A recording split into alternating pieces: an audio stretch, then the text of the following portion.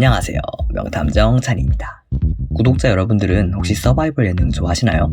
최근 머니게임, 피해게임, 공범, 피지컬백 등 채널을 가리지 않고 다양한 서바이벌 예능들이 인기를 끌었는데요.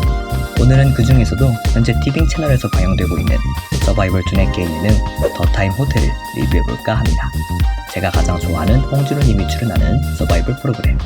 과연 어떤 프로그램일지 저와 함께 알아보도록 할까요? 그럼 지금부터 바로 출발합니다. Let's go!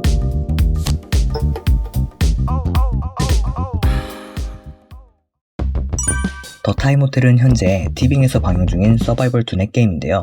10명의 출연자들이 8일 동안 호텔 세트장에서 숙박하면서 최후의 1인이 되기 위해 펼치는 게임 과정을 그리고 있습니다.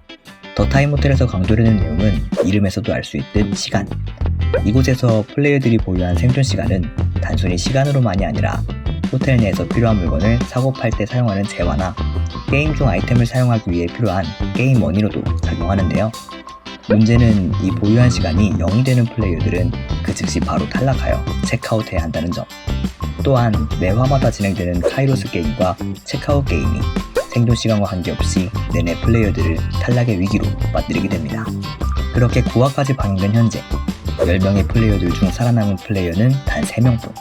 이제 더타임 호텔은 최종 우승자를 가리는 한 화만을 남겨놓고 있는데요. 과연 10명의 플레이어 중 최후의 웃을 한 사람은 누가 될까요?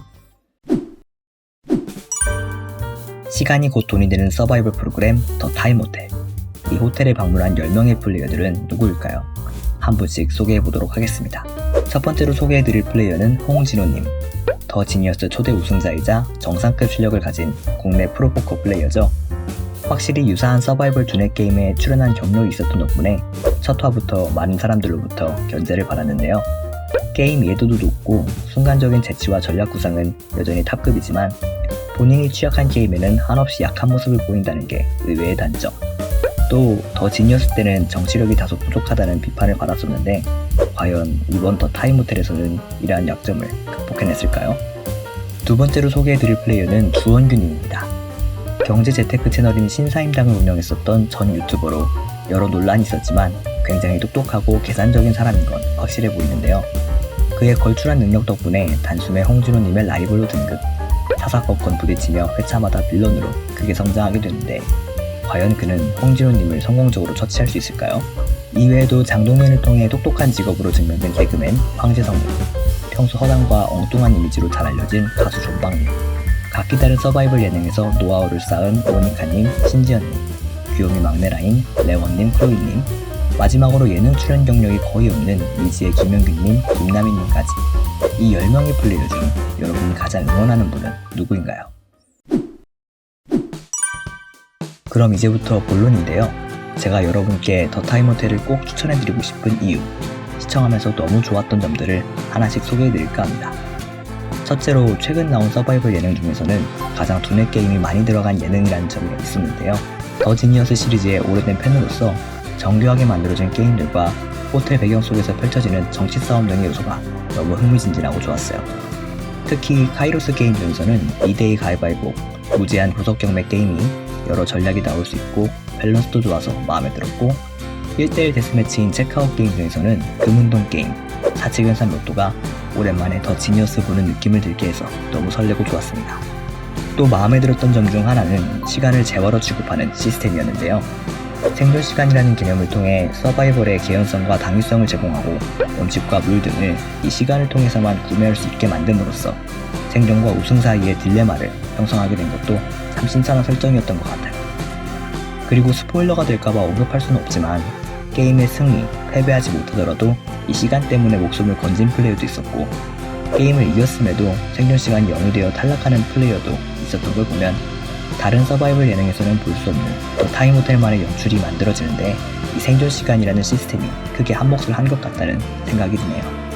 세 번째로 마음에 들었던 점은 물가 상승이라는 시스템이 있었는데요. 제작진은 플레이어들이 서바이벌 생활에 적응해 익숙해질 때쯤 물가 상승이라는 요소를 넣어 플레이어들을 괴롭히기 시작했는데 이로 인해 후반부로 갈수록 음식은커녕 물 가격마저 상승해서 물도 제대로 마시지 못하는 잔혹한 생존 환경이 자연스럽게 드러나게 되었죠. 아이러니한 건 이러한 광경을 호텔이라는 이미지를 이용해 노골적으로 고통받는 모습을 잘 가리고 고급스럽게 포장했다는 점. 그러니까 치열한 서바이벌 게임을 우아하고 아름답게 나타낸 제작진의 역설적인 표현법이 너무 기발하고 신선하게 와닿았습니다.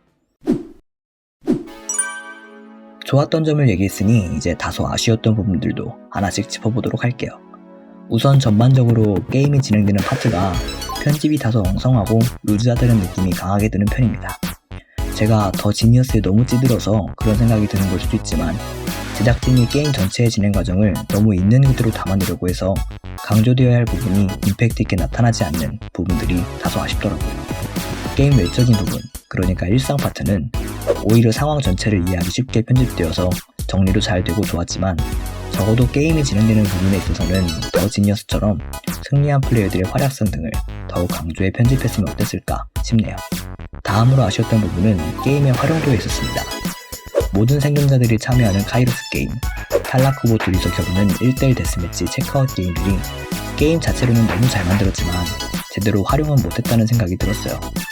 특히 어떤 화의 경우 카이로스 게임이 정식 게임이었는데 체크아웃 게임 없이 그대로 탈락자가 결정되고 끝났거든요. 이렇게 되면 말 그대로 정치질 당한 희생양이 바로 탈락하게 되는 구조인 건데 저는 여기에 체크아웃 게임으로 복수할 기회를 만들었으면 어땠을까 싶더라고요. 체크아웃 게임들이 못 만든 게임들도 아니고 다 괜찮은 게임들인데 어째서 그걸 여러 번 활용하지 않고 폐기했는지 다소 의문이 들었습니다. 마지막으로 세 번째로 아쉬웠던 점은 출연진 섭외가 다소 중구난방이었다는 점. 홍신호님, 주원규님을 위주로 다양한 직업군과 사람들을 섭외하고 싶었다는 제작진의 의도는 이해가 가지만 두뇌 서바이벌이라는 장르에 기본적으로 어울리지 않는 사람들이 몇몇 있어 섭외에 아쉬운 마음이 들지 않을 수가 없었습니다.